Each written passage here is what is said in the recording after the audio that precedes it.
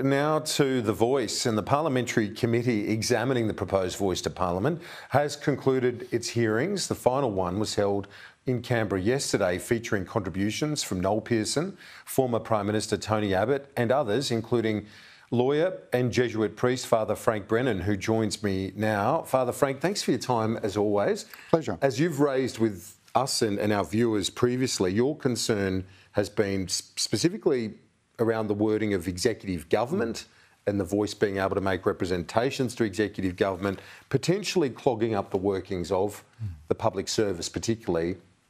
You expressed that again yesterday in your testimony. Do you think the committee will budge now? I don't know. I presume there'll be a dissenting report at least, and I presume the dissenting report would take seriously these arguments. In terms of where the government is, I think that there's some acknowledgement that there are matters of doubt and uncertainty when you extend it to all of executive government. That is, Kieran, not only ministers of state, but of 250,000 public servants. And everyone's in furious agreement that Parliament will be able to ensure that the voice doesn't clog up the workings of government. The only question is, if you constitutionalise the access to 250,000 public servants, are you able, by Act of Parliament, to simply squash that out? And I'd have thought, in terms of getting to certainty, and as I've said, as a political point, trying to get a few Liberals aboard, why wouldn't you simply change executive government to ministers of state? While the government might be open or aware of some of the uncertainty, Noel Pearson, the very influential leader and an architect really of the voice, was asked about your proposed form of words, ministers, to replace executive government with ministers of state, thereby removing any reference or any possibility that public servants could get caught up in it. He doesn't appear open to shift. Sure. Which is a challenge for the government, isn't it? It's a challenge for the government. And let's bear in mind, this is a legislative process now. This is the first time that it's gone beyond the referendum working group for consideration with their constitutional experts. And so anyone and everyone's been able to have their say, but now it's got to be debated in both Houses of Parliament. And as you would know, in the Senate, things can often get hairy. So I would think there's got to be some pretty clear deliberation on asking what's actually gained by constitutionalising access to 250,000 public servants.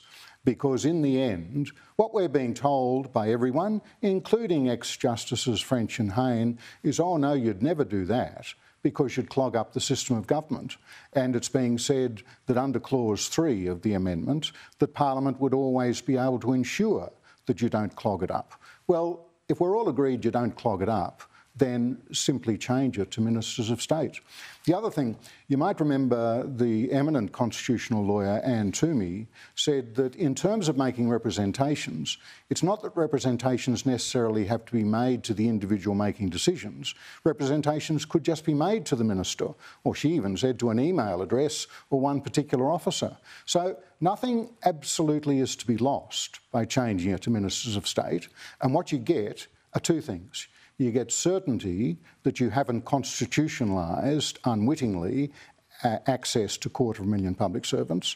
And the second thing you get is the prospect that some of the key Liberals, like Andrew Bragg, who's on this committee, and Julian Leeser, who appeared before the committee, if you could get them to agree to the formula of words, cutting it back to ministers of state, I would think that would set off something of a chain reaction within the Liberal Party room. At least I'm open to that possibility and hope it would happen. Noel Pearson also referred to, well, he was asked specifically about you and your contribution to the debate and what you're articulating again today for us and our viewers. He says that he's known you for a long time and he said 40 years. Yeah, 40 years, and you were in the room when he spoke yesterday. Yeah. But he said he's taking your previous advice, yes, being hard-headed. Sure. This. He was referring to what I'd said in 1991. And I'm still of that view. And I think it's wonderful that we have matured as a nation. Because you told the Indigenous leadership they need to be hard-headed in absolutely. how they deal with government. And all power to them. And in a hard-headed way, they've now come forward with a proposal. But I say, because this is the Constitution, it's not simply policy, it's not simply legislation. Because it's the Constitution that belongs to all of us, we've got to make sure that we get it right. And if we can get it more right with this slight change, while at the same time losing nothing, then I simply say, why not? But I equally concede, Kieran, it's not my call. I'm a white fella Catholic priest who's been around for 40 years in this field, but here is the Indigenous group who has sat down with government and said this is what they want. But the question for government is, how are we going to maximise the vote in this, not only hopefully to get us to 50% plus one, but to get the country to yes with a feeling that we've done the right thing?